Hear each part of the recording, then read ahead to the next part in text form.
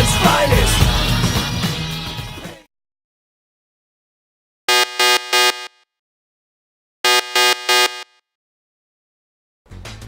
I don't know whether anyone's going to answer these for you, and I don't know if I'm the appropriate person to quite, but I am, ideologically at least,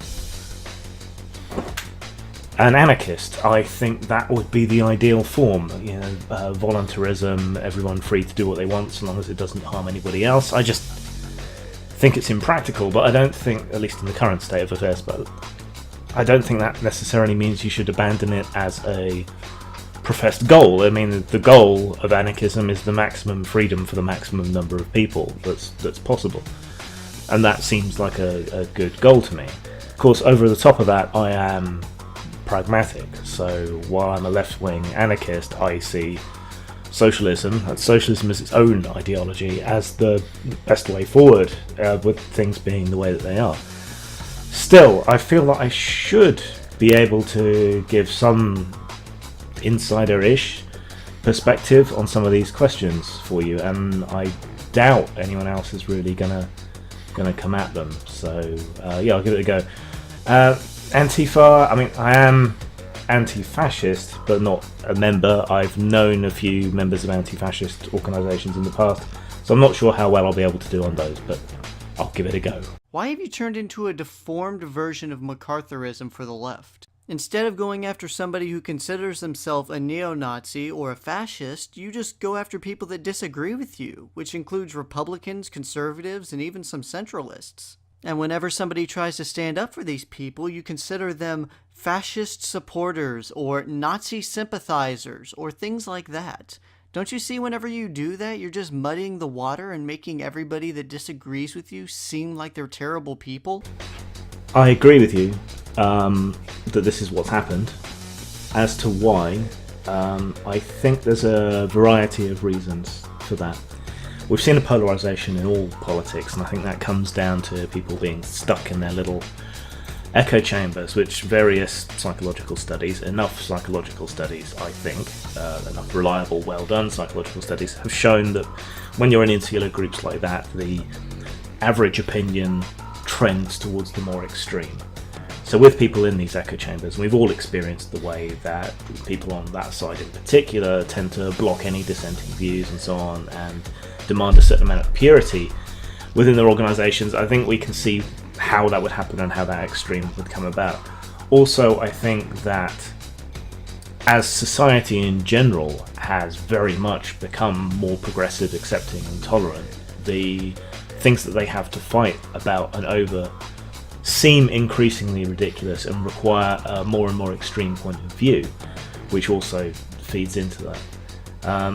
Couple that with intersectionality, which seems to require everybody to agree on everything, and you've got all these different forces driving people towards extremes.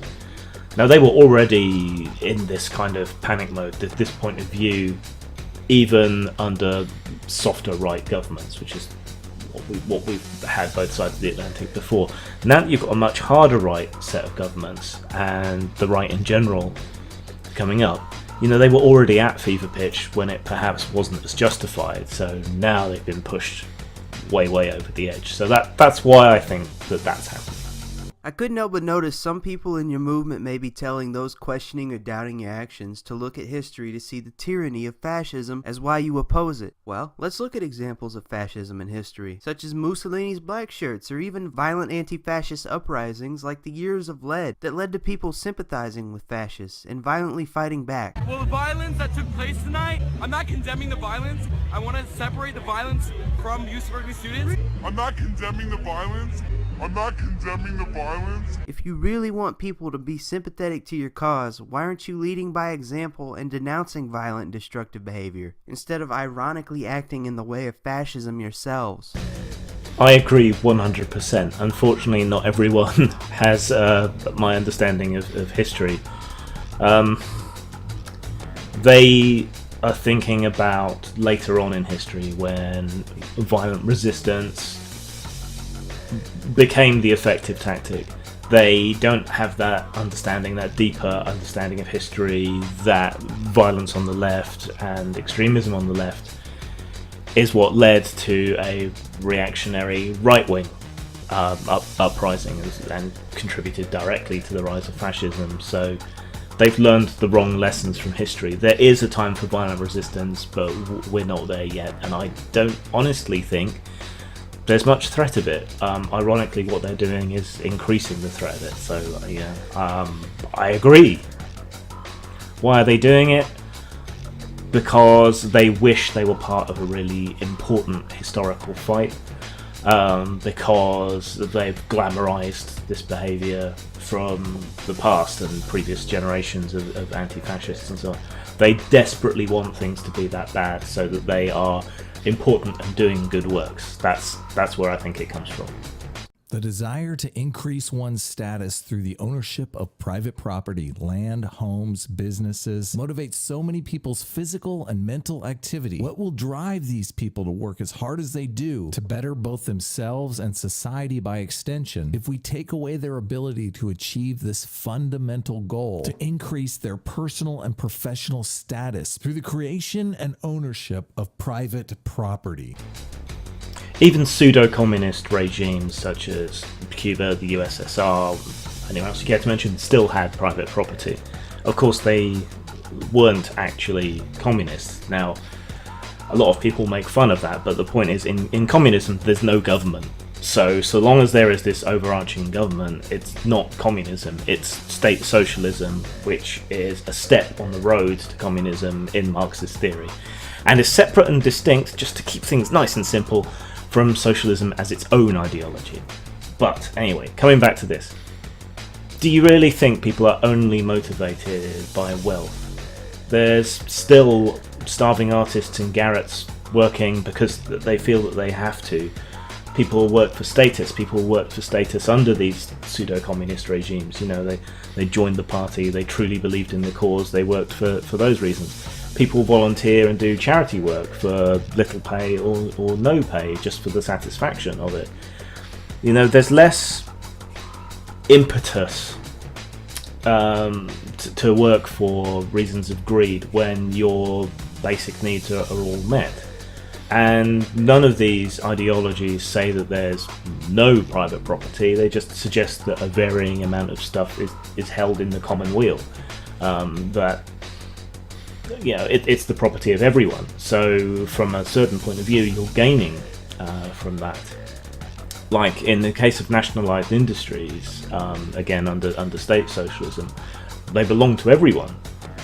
When they're privatized and sold off, you lose ownership, and usually you don't get anything back. Having lived through the privatization of various nationalized industries in the UK, they're all worse, even worse, much as we used to make fun of them. And we didn't really see much from it. All the gains, the money and so on didn't trickle down to us. So, you know, we were better off when we owned these things. So I think that's in part a misunderstanding of what the ideology is, though some extremists will take it further. And I think you're expressing a rather low opinion of people when you think they only ever work for material reward. How exactly is it that you think violent protests and riots will lead to the abolition of the state and the establishment of an anarcho-communist society? Seriously, what's the causal mechanism there? Because I'm just not seeing it. Also, if you someday hope to have communal ownership over everything, why are you causing so much damage to your future stuff? With no overarching state apparatus to keep administrative records of everything, and no markets to manage supply and demand, how would you anarcho-communists manage the distribution of resources in your society? Would people just wander around and take whatever they need, like a casual arrangement, and just everyone agree to be cool? I think the idea behind the protests and riots isn't to overthrow the state immediately, but rather to show defiance and protest and to cripple people's confidence in the forces of law and order and so on. So it's a step on the way, I believe. It's not one that I share, except in extreme circumstances. But I think that's the idea there, to show that the government is weak, show that protest can be effective, though it hasn't been for years, and to try and drum up support, not that it necessarily works. So yeah, it's to be visible, it's to undermine the state, it's to protest the particulars of whatever's going on and so on, but that in itself is not the revolution. It's a step on the way. It's meant to try and wake people up. Similarly, the damage that's done, the destruction and so on, they're not thinking about future stuff, because that's however far down the line it is, and things would be different, but rather to show the temporary nature of material things, to demonstrate, just as I was saying, that the forces of law and order are impotent, to create resentment that they couldn't protect these properties and so on, and to cost the enemy money and resources and time. Those are the reasons. Plus, a defiant gesture is all well and good. All hail His Majesty King Mob. Capital A anarchism is not the same thing as chaos. It doesn't mean that there would be no order. Rather, the key concept of anarchism is that it would be voluntary, that order does not have to be imposed, that it's natural and emergent without a hierarchical system. And that's how people bring it all together, at least that's the idea. So simply because you're in an anarchistic society doesn't mean there would be no markets. It just means the markets would not be capitalist markets. It doesn't mean there would be no organised distribution. It just means it would be a different kind of organised distribution.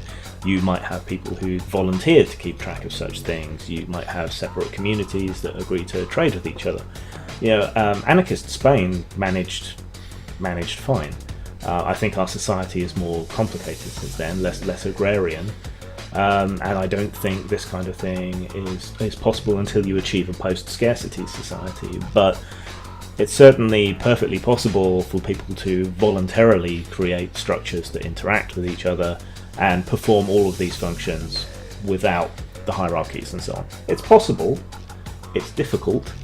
I don't share the optimism of a lot of other anarchists. Like I say, for me it's more of a philosophical, utopian goal to aim for rather than necessarily something to reach. But there's nothing particularly outlandish about anything that they're saying there. How can you possibly defend the actions of anarchist Catalonia in conscripting and enslaving political enemies? How are you any different from the Marxists who say that it's okay to conscript and enslave ANCOMs to preserve their revolution? I would condemn it. I suspect most anarchists would condemn it. I don't know that much about that particular piece of history, and from a quick look around I just did, it seems to be rather contentious, so I don't feel qualified to answer in any specifics, but I think any anarchist worth their salt would decry slavery and terror. Save some would say that it's worth it for the sake of the revolution or to protect yourself. A lot of areas in Spain during the Revolutionary Wars, there were lots of different camps pitted against each other and a lot of violence between the various camps, so it's very difficult to unpick. But it was successful over large swathes of areas and not as bad as seems to be being depicted in this. Don't you find it hypocritical in the slightest that you claim to fight fascists, but you do exactly what fascists do? You use violence to silence those who disagree with you. Can't you see that you are the fascists? Well, they're not fascists because they don't have the ideology of fascists, but they are engaging in similar repressive behaviour. Horseshoe theory ahoy. They believe that they are defending themselves. They don't see it as them being attacking and repressing. Remember, people have confused speech with violence for some time now and tried to conflate the two together. So they see words and so on as violence, and they think that they're preventing some new fascistic uprising, when in fact, as anyone who has studied history will tell you, what they're engaged in is more likely to help their enemy than to stop them, something which I find incredibly fucking frustrating. Why is it that you lot are so anti-police, and yet when someone argues with you, the first people you run to are the police? According to this Antifa website, the police officers and the firefighters are fascists. So in an anarcho-communist ruled land, shall we say, what exactly would you replace these people with, and how would you go about doing that? The first half of this is, I feel, something of an unfair question, because whatever your ideals or beliefs are, you live within a societal structure that has certain things about it and operates in a certain way. And there's nothing to say that you can't use the structures of the society that you find yourself in to further your cause, to fight your enemy, to resist your enemy, whatever. You know, that it all makes perfect sense. So if someone attacks you, why not go to the police? Why not tie up their resources? Why not use the structure that's available to you? It makes sense. It's not necessarily hypocritical. There are instances that have been hypocritical, though. There was a revolutionary socialist group in Britain a few years back that ended up having all kinds of accusations about sexual misconduct and so on. And they regarded themselves as being separate from the legal system, and they didn't want anything to do with the society as it was, so they tried to deal with it in-house. So they did their investigation. Supposedly there was nothing particularly wrong or anything, so they closed the investigation, and the people who were making the accusations then chose to go to the authorities and to get them to investigate, because they didn't get the result that they wanted from the internal investigation. That is legitimately hypocritical. If you're going to say that you want to be separate from society, have your own structures and so on, and it's an issue that affects you internally, and then you go to outside forces to intervene, then I think you are being a hypocrite, genuinely. As to police and firefighters and so on, I think that they're saying in the current structure, because police and firefighters serve the hierarchy, that they're fascists. This is something I do not necessarily agree with, though police can be abusive and so on, and have various issues. But in an anarchist society, again, there'll be voluntarism, so there wouldn't be a lack of firefighters. People who wanted to be firefighters could still fight fires. As to police, a lot of things that we consider crimes today would fall away because they don't harm other people. Also, as a natural result of social investment and spreading the wealth and so on, less people are in the kinds of dire circumstances that lead them to crime. And without laws against drug use and so on, people can use. I mean, that's something that anarchists and libertarians and so on can probably agree on. So the idea would be that a lot of the reasons for crime would evaporate in such a context. That still leaves you with the odd psychopath and the odd murder and so on, but again, voluntarism, the idea would be that the community would be self-policing. Again, this is something that I do not share fellow anarchists' optimism about. And it worries me, but I think there are potential solutions. It just depends how far you want to go. Say you get everything you want. You overthrow the government, you somehow manage to enforce communism without a new system of government, and you get rid of all those useless things like police, firefighters, EMTs, etc. Let's even assume you have a solution to replace those public services without them being government sanctioned. How do you plan to prevent a system of government from re-emerging naturally? You might not realize this, but to a certain extent, people want to be led. That's why religions and ideologies are so popular, and it's also why it's so easy to get a mob going. So how do you plan to counteract that natural instinct to be governed? Some would argue, and again I would disagree, that this is not a natural urge, that man's natural state is to be free and to desire to be free and to act freely rather than to be ruled.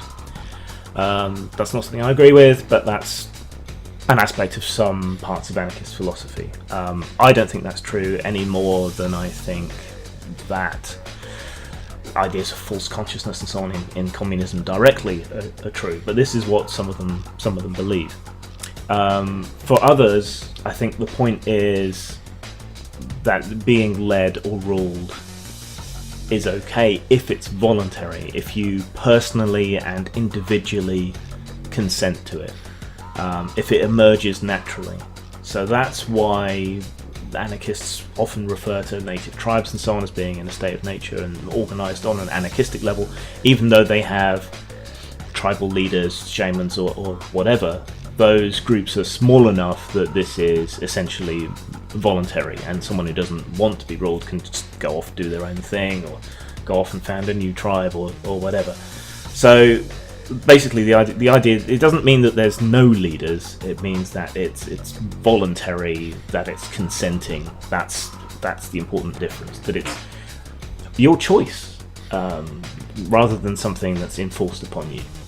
Since the example you give is rioting, violence, and generally being evil cunts who wish to control the outcome of events by destroying your own facilities to silence one person, how do we know that if you were in government or had control of the state, that you wouldn't continue to terrorize people with that new power? Do we simply take your word? And what is your word worth if you go to such extremes to silence those that differ?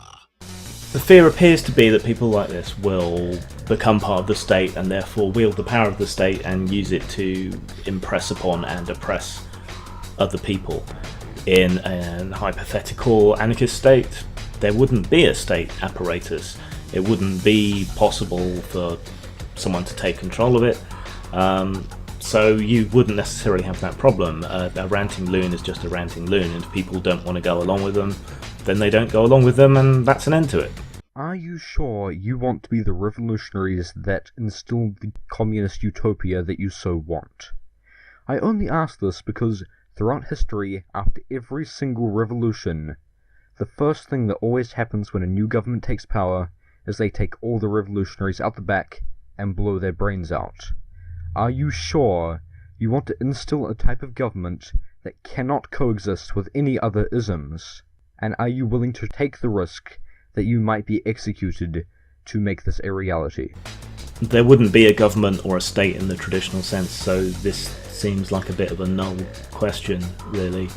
And I think if you had autonomous anarchistic communities within an anarchistic state, there's no reason different flavours of existence couldn't coexist, so long as they were voluntary. That's the key absolute that I think people need to take away from anarchism as a philosophy, is that it's so grounded in the idea of voluntarism. All this riot and uproar. V, is this anarchy? Is this the land of do as you please? No. This is only the land of take what you want. Anarchy means without leaders, not without order.